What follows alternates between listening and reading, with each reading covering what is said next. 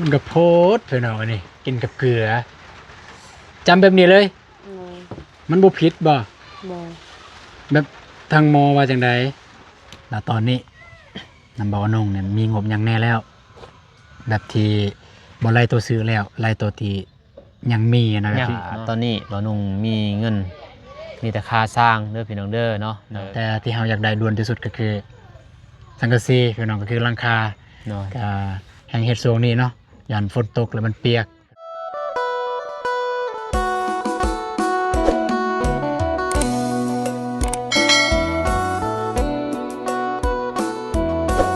เปิดผ้ามาพี่น้องเลยแกยังอยู่ที่บ้านน้องพีนคือเก่าพี่น้องเนาะแกยังบ่ทันได้กลับเทื่อบางตอนแรกก็ว่าสิกลับพอดีนะถามเบานงเพิ่นเรื่องเฮือนเรื่องซานเนาะถามเรื่องเรื่องซานไปได้เบานงเพิ่นก็เพิ่นว่าก็เว้าอยู่แต่ว่าบ่ได้ละเอียดปานใดเนาะก็คือเว้าเรื่องเฮือนเรื่องซานมีหยังในแต่ขาเรือประมาณนั้นพี่น้องเอ้ยเพราะว่าเฮือนน้องพีนก็กำลังสิดำเนินยอแล้วพี่น้องแต่ว่างบเนี่ยยังบ่ฮู้ว่ามีงบอันใดแน่เพราะว่างบมันมาทางเบาอนงสำหรับงบเริ่มต้นอันนี้มันมานำจากเบาอนงแล้วก็สิไปหาน้องเพนเพิ่นเห็นน้องเพิ่นบ่สบายพี่น้องเนาะกราบทักทายสบายดีเด้อสบายดีพ่อแม่พี่น้องหมดสุขุทุกคนก็ยินดีต้อนรับส่งอาตูนชาแนลเส้นเก่าเส้นเคยพี่น้องเนาะตอนนี้ก็ฝนสิตกไปแล้วพี่น้องเอ้ยนี่เมื่อกี้นี่มาแต่บ้านน้องฝนไปขึ้นบ้านใหม่ป๊าดโตฝนตกพี่น้องมากับเบานงแพงฝนมาเลยมาพี่มาฮอดนี่ฝนบ่ตกฟ้าแจ้งจางปางอันนี้ก็มันเฮ็ดคือสิตกแต่คือสิบ่ตกดอกแต่คันตกก็ดีทางชาวบ้านแถวนี้เพิ่นว่าคันฝนตกนี่ดีเพิ่นว่าได้เฮ็ดนาว่าซั่นเถอะไปพี่น้องเอ้ยก่อนสิไปหาเบานงเพิ่นก็ไปหาน้องพีนก่อนเพราะว่าหยังพี่น้องก็จะไปเบิ่งน้องพีนก่อนเพิ่นเป็นจังไดเพิ่นกินข้าวกินน้ำบ่แล้วเป็นจังไดแต่บ่ตูนก็บ่ได้ซื้อหยังมาพี่น้องแต่ไปอัปเดตอาการเบิ่งซื่อๆแล้วก็จะไปหาเบานงเพราะว่างบนำเบานงเด้มาแล้วก็สิถามเบานงมีงบหยังแน่พี่น้องแล้วก็ขาดเหลือหยังแน่พี่น้องนี่พุ่นเบานงเพิ่นกำลังตัดคลิปอยู่พุ่นแต่จักหน่อยสิไปหาเฮือนนี่ทรงเฮือนนี่ว่าจะขนาดจะสำนี้สำเฮือนน้องจันทนาแต่ว่าทรงเฮือนจะเป็นแบบนี้หลังแบบนี้แล้วก็แอมเบิดเลยแอมอ้อมเลยแล้วก็มันจะมีนอกซานตัวนี้คันใดแบบนี้คือกันเนาะวิธีการต่างเสาก็จะคือกันแบบเพื่อนน้องจันทนาเลยมาให้เพื่อนน้องเบิ่งนี่ซื้อเลยพี่น้องเลยแต่นี่ไปผุนซื้อเลยซื้อเสาพันเลยนี่ก็ซื้อเลยพี่น้องนะนี่ก็ตามที่ประตูนได้ฟังเบานงกับน้องพีนรวมกันเมื่อกี้นี่ก็มันจะเป็นวันจันทร์นั่นแหละยอเฮือนพี่น้องเลยยอเฮือนวันจันทร์โอ้สวัสดีเด้อแม่เด้อคนฟืนบ่คนออกแล้วคนเข่าอีกคนออกแล้วคนเข่าอีกนี่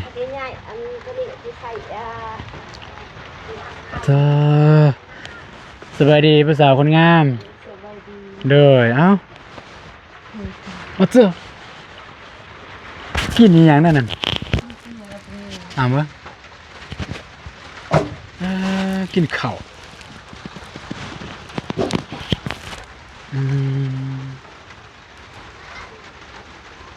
กินกับหยังกินกับหยังกินกับเกลือกับปู มันกับโพดเพื่อนเอาอันนี้กินกับเกลือจำแบบนี้เลยมันบ่ผิดบ่ บ่ แบบทางมอว่าจังใดเพิ่นแนะนำอยู่บ่การกินการยากนี่เพิ่นให้คลำหยังแน่ บ่ได้แนะน บ่ได้คลำว่าตอนผ่าตัดอันใด ำตอนว่าตัดมันใหม่มีต่อพวกแพทย์เขาอยากสิกินอันนี้อันนั้นนี่ก็ แบบไผเพศบ่แบบจะหลายอย่างแม่แต่นกบ่ อัน จื นี้ อ ก็เข้มแล้วนี่นั่งกินได้บ่ นั่งบ่ได้นั่ง บ่ได้บ่ บ่ เพราะไอ้มีนั่งอยู่ในรถ2เส้น ผมบ่กินบ่ได้ กระบาปไปหน่อย พอดีมา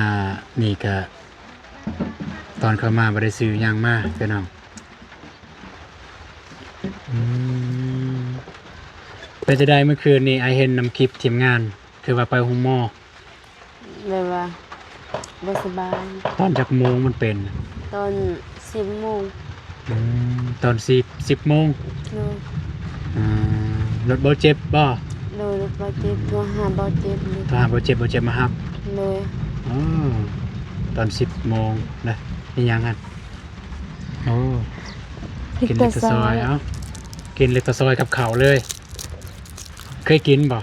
แม่อ้ายนี่กินได้เล็กตะซอยกับข้าวเพิ่นทอดใส่เพิ่นหายใส่ถ้วยแล้วก็เอาข้าวจำกินลองไหมแซ่บ นอนยันตัวเองฮะ ยานหากว่า เลย ตอนนี้อยากหากว่าตอนนี้ ก็พออดอยู่ พอดีไปห้องหมอตอนดึกตอนเดินเลย เลย ไปนอนอยู่ห้องหมอ เลย เบิดเท่าใดอยู่ห้องหมอ กับบ่ลาย เท่าใดประมาณว่าเท่าใดเบิดอัน เสียค่าตำเนียมซื่อๆค่ะ เสียค่าธรรมเนียม เลย อันนั้นบ่ได้ไกลนั้นบ่ได้เสียเลย บ่ ดีแล้วซั่น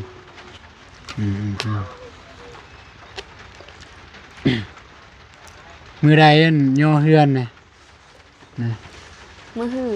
มือหือนี่บ่ โดยวันจันทร์ วันจันทร์ย่อเฮือนพี่น้องเนาะเฮือนน้องน้องพีนในวันจันทร์นี่ย่อ เลย ตอนนี้ก็เจ็บอยู่ป่ะ ตอนนี้ก็แค่แน่อยู่ รู้สึกเจ็บอยู่บนใดอยู่บนห้อยเก่าบ่หรือว่าบนใหม่อีก ก็บอลห้อยเก่าหั่นแหละ บนห้อยเก่า เลย แสดงว่าน้องเฮ็ดเวียกหนักมันจึงเป็น เลย น้องเฮ็ดหยังว่านนี่ น้องคนคืน โอ้คนฟื้น แต่กำลังเงินครัว น่ะมันก็แม่นแล้วเนาะ เลย แล้วคือมาจังซี่นี่น้องนอนอยู่ไสพวกน้องไปนอนอยู่ไส เพื่อนลังเก่าน้องเป็นจันทนา อ๋อเฮือนหลังเก่าหั่น เลย สมมุติให้ไปนอนเฮือนหลังใหม่นี่เป็นหยังได้บ่ โบคาลัม พะลัม เลย อันนี้ก็ขึ้นกับความเชื่อถือของแต่ละบ้านพี่น้องแต่บ้านบ่ตูนก็คือกันพี่น้องอันน่ะทางกันบ้านบ่ตูนเด้อทางน้องพี่บ่ได้คาลัมอีหยังแต่ทางเจ้าของเฮือนท่านสิคาลัม เลย แบบนั้นแบบว่าคล้ายๆคือเฮาก็ฮับโศกใหม่ๆนะบ่อยากเอาคนอื่นมานอน เลย เอาถือว่าจังซั่นประมาณนั้นนะก็บ่ว่ากันดอกอยู่ไสก็มีหมดแล้วอันน้องพอฮู้อยู่บ่อนเงินคำกำแก้วสำหรับเฮือนน้องมันมีตัวใดแน่บ่มีตัวใดแน่จากที่ทำงานทีมงานได้บอกน้อง คาซาอันนี้แล้ว โอ้ค่าสร้างมีแล้ว เลย ตัวอายถามมื้อนั้นหั่น เลย อ๋อยินดีนำเด้อ16ล้านเนาะ เลย16 ล้าน สร้างแดงเพิ่นมาเฮ็ดให้เฮ็ดอยู่แต่ยังสั่งเลยวงเยี่ยมวงประตูเลย อันตัวหลักๆเลยก็ป้องวงประตูบ้านประตู เลย เป็นแอม เลย สังกะสี เลย นั่นตัวนั้นพี่น้องเนาะก็ยังถือว่ายังหลายพี่น้องยังหลายเติบสำหรับของน้องเพิ่นหลักๆก็เป็น ถ้าตั้งขึ้นแล้วหลักๆตัวที่อยากได้เลยก็คือสังกะสีพี่น้องเอ้ยอันอื่นนี่ก็อยากได้แต่ก็ไปตามขั้นตอนก็คือสังกะสีแห่งสูงนี่ก็ฝนตกแร่ เลย ถ้าตั้งขึ้นแล้วก็ถ้าเป็นไปได้มีเงินเหมือนซื้อสังกะสีมาเลยแต่ว่าตามที่บ่ตูนสังเกตเบิ่งไม้เนี่ยสำหรับไม้18น่าจะพอแล้วเพราะว่ายังหลายเติบอยู่ผมไม้พวกน้องบ้าน เลย หรือว่าไม้น้องจันทนา ไม่นอกเลย อืม แต่ไม่ศิลาหัดวันเป็นของน้อง ไม้สาราของน้องจันทนาเนาะ เลย ตามเบิ่งนี่ไม้อันครบแล้วพี่น้องเอ้ยสำหรับไม้18อันครบคันบ่ครบก็4-5 เซนบ่ประมาณนั้นแหละ เลย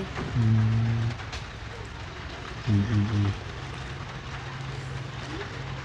ย่อเฮือนอยู่นี่พี่น้องบ่มาย่อแล้วว่าชาวบ้าน เบิดสบาย ชาวบ้านเบิดบ้านเลย โดย ปอ เพราะว่าเฮาแจ้งในบ้านเลยให้เซานุ่มเลยก็กลุ่มหั่นแหละ อ่าก ลุ่มหนึ่งกลุ่มสองเลยก็เบิดบ้านสิลูกสิ บ่ เว้า บ่แม่นจุหน่วยบ่มาย่อแล้วว่าเบิดบ้านเลย เบิดบ้าน คักเนาะบ้านนี่เนาะแบบเบิดบ้านเลย เลย แล้วอันตอนมางเฮือนนั่นนี่ชาวบ้านบ่มามางเลยว่าพี่น้อง มาเอง มางเองเลย น้าบ่าวเลย อ๋อ น้าสาวอีก2คนก็ อ่า น้องชายน้องอันเลย อืม กับแม่กับน้องกับแม่น้องจันทนา มางในตอนเช้า เลย ใส่เวลาแต่ตอนเช้าเบิดสีและนี่เนาะพี่น้องไอ้นี่ก็คือไม้นี่ไม้จากเฮือนหลังเก่าของน้องเพิ่นก็คือตัวนี้นี่เฮือนหลังเก่าของน้องเพิ่นเด้อพี่น้องเด้อจ้ะจะได้นาไทยแล้วบ่ นั่ง ยัง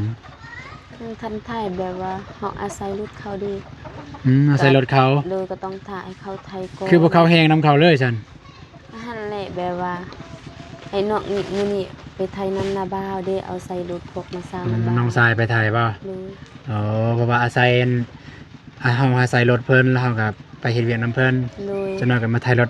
จะน้อยก็มาไทยนาเฮาอีก เลย ไปทางใดน่าจะ ทั้งเพิ่น ทางผู้อายเข้ามาหั่นบ่ เลย อืม แต่อยู่ในมันแม่นแบบอยู่แถวทาง บ่แม่นแถวตลาดหั่นบ่ โอ้โห ฮะ โอ้ บ่แม่นแถวตลาดเนาะ เลย อยู่รุมตลาดนี่ เลย อืม ทหารนาพอกอ้าย อ่าฮู้อยู่บ่ไอ้ว่าตลาดหั่น มีภาษาแบ เอบ บอนภาษาหั่น แต่บ่แม่นเบื้องนี้เด้นาพวกบ่แม่นเบื้องนี้นาพวกอ้ายเบื้องนี้ ได้ มีทางโตพี่ภาษาหั่นมีทางครึ่งกลางหั่นเดี อืม ทางห่างกับเขา อืมแสดงว่าบ้านนั้นก็บ่ได้จ้างมันจะซื้อน้ำมันรถเพราะว่ามีน้องสายเด้มันถ่ายได้ก็ดีคือกันแค่ในมีน้องสาย แอบเอาเลย โอ้กำลังแอบ เลยแอบนำดาบ่าว น้องสายกำลังแอบไทยอย่าเด้อสมัยอายตะกี้นี่แอบไทยน็อตหายหมดหายเฮ็ดดุได้ตะกี้สมัยได้เพราะว่าพวกอายก็ซื้อรถกับลายครอบครัวได้ซื้อเป็นตระกูลเลยตระกูลพวกอายซื้อคันหนึง เลย ซื้อครั้งแรกๆสมัยปี2010นี่แหละซื้อรถไอแตนนั่นแหละ เลย ไอเฮียนห้องประมาณป .4 ป .5 อุ้ยฝนตกเนี่ยคนอื่นในเมื่อมืดเฮาเนี่ยติดจากรถไทยเลยดุเลยตะกี้ตอนแรกๆได้อยากขับเลยน็อตไฮมัด เป็นได้อยากหัวเลยพี่น้องเอ้ย ก็ธรรมดานะเขาบ่เคยเป็นอีกอย่างเขาก็อยากแอบดี ได้โอเคมาแต่ว่าจังซั่นแล้ว เลย ไอสิไปหาเบานงก่อนจะไปทำรายละเอียดเติมน้ำเพิ่น เลย น้องก็พักผ่อนก็อย่าสิเฮ็ดเวียกหนักหลายก็เข้าใจอยู่ว่าไอ้ตนพ่อแม่ให้มันแล้วไวแต่ก็หูอยู่ตัวเองเฮ็ดตัวใดบ่ได้ก็บ่ต้องเฮ็ดมันสิกระทบต่อร่างกายเฮาเด้ก็พักผ่อนซะสำปีหนึงเอาให้มันหายดีเด้แพ้ต้นทางหมอทางแพทย์ทางหมอเพิ่นตัดเด้ให้มันหายดีแล้วจึงเฮ็ดเวียกเฮ็ดงาน เลย จะไปง่ายๆก็ซ้ำได้ที่เขาซื้อความโบเจ็บกับซ้ำนันซะแบบมันโบเจ็บแล้วก็เอาซ้ำนันเอา เบิ่งคือสิเมื่อยว่าตอนนี้ เหนื่อย อยากนอนว่า เลยมีแต่อยากนอน คันซันน้องไปนอนซะ เลย ไปหาพักผ่อนเด้อ เลย เดี๋ยวพวกอายก็สิได้เดินทางกลับไปแล้วสิไปทำรายละเอียดนำเบานงก่อน เลย เพราะว่าเพิ่นทีมงานเราไต่กับเพิ่นเราได้รับงบจากผู้ใหญ่ที่มาเฮ็ดเฮือนนั่นนี่และเพิ่นได้รับตอนนี้เราอยู่นำเพิ่นมีระบอระว่าจังใดอย่าไปถามเพิ่นเติมแล้วตัวใดแน่ยังขาดเรือเพื่อว่าผู้ใหญ่ใจบุญที่ผ่านมาเห็นคลิปบอสตูนแล้วเพิ่นเห็นแล้วเพิ่นถือว่าเพิ่นอยากจะซอยเล็กๆน้อยๆ10 20,000หรือว่า10 20บาทเป็นอย่างดีสั่นแหละ เลย ฮะไม่ สู้ๆเด้อ เฮ้ย แต่ว่าอย่าสุเฮ็ดเวียกหนักหลายกินนอนให้เพียงพอ โดย เวียกสำเร็จสำนึงก็ซ้ำนึ่งข้าวนึ่งน้ำนี่ก็ได้อยู่แต่เวียกยกกระเพ็ดแห้งประเภทก้มแห้งบ่ได้คือมีอ้ายนี่อ้ายบ่ให้เฮ็ดเวียกเลยเด้อมีอ้ายนี่ที่พาเพิ่นน่ะบ่เฮ็ดเวียกเลย แต่ว่าขี้ดื้อไปเองเฮ็ดเองอ้ายยังว่าบ่เฮ็ดนะแบบบ่อยากให้เฮ็ดนะแบบเป็นห่วงสุขภาพเพิ่นเฮ็ดเองเฮ็ดแต่แบบแนวมัน คนที่ค่ะคือน้องเคยเห็นทำงานบางคนก็ดูได้เขาเฮ็ดเวียก แม่นั่นคนขี้ดื้อผู้หญิงนี่ เลย เขารู้สึกยังไหวเด้แม่นไหวแต่ถ้ามันผิดพลาดเด้มันสิถึงขั้นชีวิตเลยแน่นอนนะก็ว่าก็แม่นว่ามันสิเป็นกับทุกคนนะแต่บางคนแบบเฮ็ดเวียกอยู่แต่แบบระมัดระวังก็เป็นการดี แต่บางคนเฮ็ดเวียกแล้วเกิดผิดพลาดนั้นมันสิเป็นนะ อินตา นั่นแหละไปก่อนสู้ๆเด้อ เลย เอาพี่น้องไอ้กับประมาณนี้พี่น้องเนาะก็จะขึ้นไปหาน้องพีนเพิ่นแทนที่สิแข็งแรงดีใจสิได้เฮือนได้ซานตัวเองผัดแห่งเจ็บตืมพี่น้องเอ้ยกระบาบน้องเพิ่นเนาะอันนี้ก็เรียบร้อยแล้วทางสร้างแดงเพิ่นจัดการเรียบร้อยแล้วนี่ก็มีแต่ว่ามื้อวันจันทร์นี่ย่อพี่น้องเดี๋ยวสิไปถามรายละเอียดนำเบานงเพิ่นเติมพี่น้องเอ้ยว่าเป็นจังไดแน่นี่สบายดีเด้อ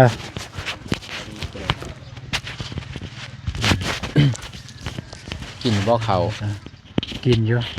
จำแจวบ่แม่นแจวดอกจำเกลือเฮาก็บ่ได้ซื้อหยังมานะมีแต่นั่ง2เส้นถามว่ากินบ่กิน กินบ่ได้ดอก กินบ่ได้อะนะ บางทีแล้วเฮาก็พร้าวพี่น้องเนาะบนที่ลงมาบ่มี เด้อ บ่มีของกินดอกมีแต่ก็สิเกินอยู่ท่าแต้งหมดเลย เด้อ กับอยู่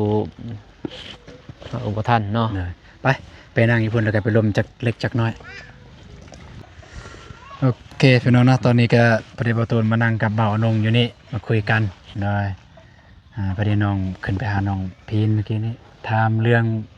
เจ็บเป็นนี่แหละแล้วก็เรื่องนี้แหละเพิ่นสิยอมมื้อใดพอดีน้องก็ถามอยู่นำเพิ่นว่าฮู้พอฮู้อยู่บ่แบบเรื่องงบเรื่องอิหยังที่จะสร้างบ้านนี่มันตัวใดแน่มีตัวใดแน่บ่มีแต่ว่าน้องเพิ่นก็บอกอยู่แต่ว่าบ่อยากเกินว่ารายละเอียดมันบ่เท่ากับมาถามเบาอนงเพิ่นเพราะว่างบเนี่ยมันมาทางเบาอนงเพิ่นว่าสำหรับเพื่อนน้องพีนณปัจจุบันนี้ก็เลยอยากมาถามเบาอนงนั่นณตอนนี้นำเบาอนงเนี่ยมีงบหยังแน่แล้วแบบที่บ่ไล่ตัวซื้อแล้วไล่ตัวที่ยังมีนะแบบ ยัง ที่ เนาะ ได้ ตอนยังเนาะ ตัวยัง โดยเป็นงบพี่น้องเอ้ยเนาะก็แจ้งทางนั่นแหละ FC แล้วก็ผู้ใหญ่ใจบุญเพิ่นทางสองบ่าวตูนพี่เนาะ ได้ เพราะว่าทางบ่าวนงก็มีแต่ผู้ซอยก็มีแต่ทางทิพย์นะ โอ้แม่ทิพย์เพิ่นบ่ โดยเนี่ยบ่าวนงนี่แหละ น้องเอิ้นแม่เพิ่น โดย เพราะว่าเพิ่นเอิ้นเฮาลูก แรกบ่าวนงก็เอิ้นแม่แหละแต่เพิ่น นะ บ่ให้เอิ้นเพิ่นบ่าวนงก็อายุ33แล้วเพิ่น ได้ ว่าให้เป็นน้องซาเพิ่นว่า น้องก็เอิ้นเอื้อยตะกี้เพิ่นว่าให้เอิ้นแม่ แรกๆ สำหรับ ก็เอิ้น แม่ทิพย์ เอิ้นก็เอิ้นเพิ่นนั่นเอิ้นแม่และบ่าวนงเอิ้นจ้ะ อืม แต่ว่าเพิ่นว่าโอ้เอ้ยเฒ่าปานนั้นบ่เพิ่นว่าบ่าวนงจักปีเพิ่น33พี่น้อง ก็มีทั้งเรือทิพย์แล้วก็ทีมพอแบะเมทวน แม่ทวน แล้วก็พอบุญทง พระบุ เพิ่ ญ น ทง โดยมีสี่หาทาน มี4คน โดย ที่มาสมทบ สี่ทนนี่แหละ อืม เพิ่นมาสมทบก็คือทางสีทานนี่มันรวมๆนี่เลยเนาะ โดย ที่ซื้อใหม่ รวม มา เบิด นี่ นี้ตัวซื้อใหม่นี้ อ๋อ แต่ว่าเงิน ที่เรือนำเบาลงตอนนี้เพิ่นเนาะมีแต่เงินค่าสร้าง ก็คือสร้าง โดยค่าสร้างนี่นำเมทวน แล้วกับพอแบะนี่6 ล้านไป เนาะ เนาะแล้วก็ทั้งพอบุญทุ่งเพิ่นนี่10 ล้าน อ๋อได้ แล้วก็ทั้งเอทิพย์นี่เพิ่นซื้อใหม่หมดแล้ว เอาของเอทิพย์บ่ใหม่นะ โดย ของแม่ทิพย์ไม่ใช่ทิพย์แม่ทิพย์ แล้วก็ทั้งอ้ายอยู่ อยู่ฝั่งไทยนี่แหละเพิ่นก็ ได้ เพิ่นก็ลืมเบิดซื้อไปเนาะเพิ่นก็ 2,000 บาทตอนน่ะ ได้ ทั้งไอ้ทิพย์นี่เพิ่นซื้อใหม่หมดแล้วเนาะ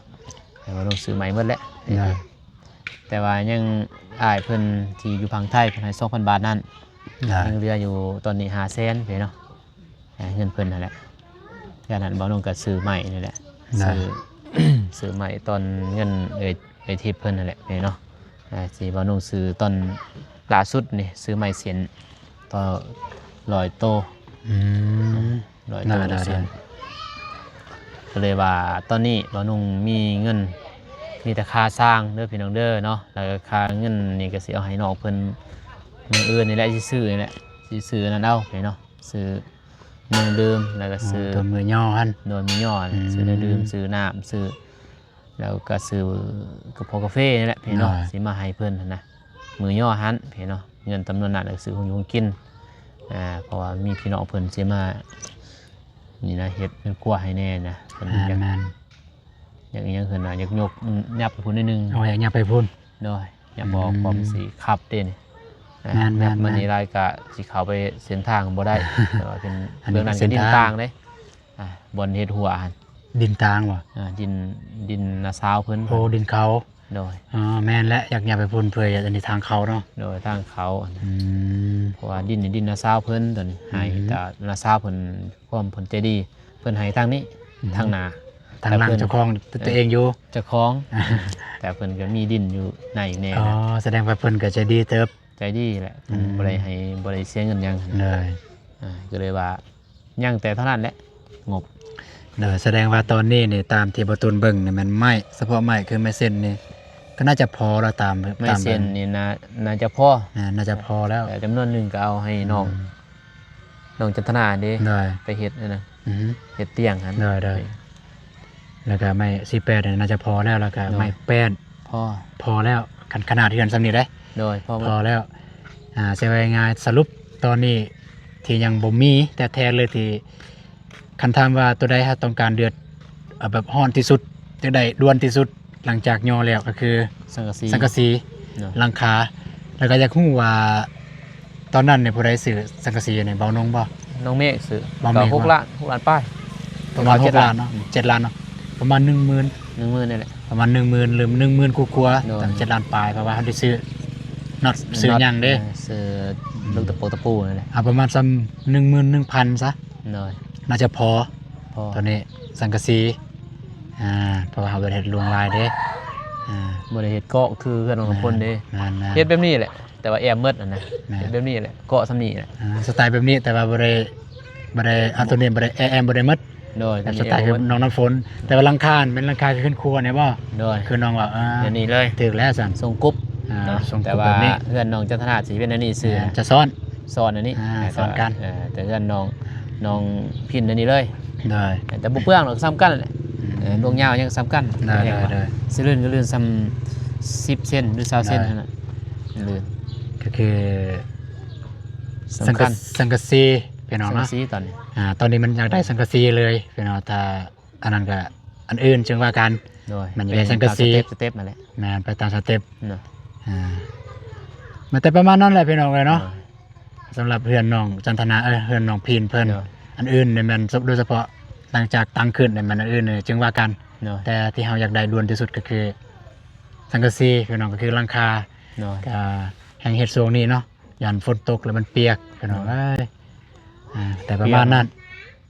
เฮ็ดกินยากเลย ได้ เรื่องเฮ็ดพอย่อขึ้นแล้วเพิ่นก็สิปูเลยเป็นปูแล้วก็ตั้งแล้วก็ดึงขาวนั่นก็มุ่งนะ นั่นแหละ อืม ก็ประมาณนั้นเอ้าพี่น้องเอ้ยก็บ่ได้ผ่านมาเห็นคลิปนี้ เนาะ สำหรับเพื่อนน้องพีนเพิ่นแม่นสิ่งที่ทีมงานเฮาต้องการด่วนที่สุดสำหรับตั้งแต่มือนี้เป็นต้นไปที่ด่วนที่สุดนะก็คือสังกะสีก็คือหลังคาประมาณถ้าใส่มูลค่าก็ประมาณอยู่ประมาณ 10,000 บาทถ้าเป็นเงินกีบประมาณ6ล้านปลายเนาะ เนาะเขา 6 จะ ล้า ล้าน น ปลายเข้า7ล้านพี่น้องเนาะถ้าเงินบาทก็ประมาณหมื่นหรือว่า 1,000 ถ้าเงินดอลก็ประมาณอยู่300 เนาะ 300ประมาณนั้น 300 พี่น้องเนาะ หรือว่า อืม 350นี่แหละ ได้ก็ไม่ได้เรื่องสั้นแล้วพี่น้องเลยก็บอกก็ใจเบานงที่ ได้ ให้ข้อมูลเบาตูน ตัวใดแน่บ่มีตัวใดแน่มีแล้วก็เบาตูนก็มาทำทางเบาอนงเพิ่นพี่น้องเนาะ ซอยๆกันพี่น้อง ได้ ลายสองทางอะไรอีต้นน้องเพิ่นยังเจ็บอีกโอ้ แห่งเจ็บแห่งเป็นอีกแห่งแทนที่ตัวเองสิได้ข่าวดีแบบนี้ เนาะ แทนที่มีกำลังใจสู้บ่เจ็บบ่เป็นน้องเพิ่นเจ็บก็ย้อนเฮ็ดเวียกพี่น้องแต่ตามที่ประตูนถามเมื่อกี้นี่ย่อฟืนหั่นคนฟืนก็เลยเจ็บ พ่นออกตัวนี้เด้ แม่นคนออกตัวนี้ไปพุ่นก็เลยเจ็บพี่น้องไงเนาะไปจังซั่นแหละพี่น้องจะได้กลับก่อนบ้านนี้ก็ไม่ได้ว่าจังซั่นพี่น้องเนาะฝากหน่อยเด้อพี่น้องเด้อฝากทางน้องพีนก็คืออย่างแต่ประตูนกับบุญดวงบอกเมื่อกี้นี่แหละที่ต้องการด่วนที่สุดณเวลานี้ก็คือสังกะสีพี่น้องเนาะหลังจากย่อแล้วก็มาแต่สังกะสีอันอื่นจึงว่ากันไปตามสเต็ปพี่น้องเนาะแต่ว่าฝากเด้อทางน้องพีนผู้ใดที่อยากจะสมทบหรือว่าซอยผู้ละเล็กผู้ละน้อย10-20,000หรือว่า10-20 บาทกันยังดีพี่น้องเนาะไปเจอกันคลิปต่อไปเด้อพี่น้องเด้อสำหรับคลิปนี้สบายดีพี่น้องไป ไป บ๊ายบาย เลย ได้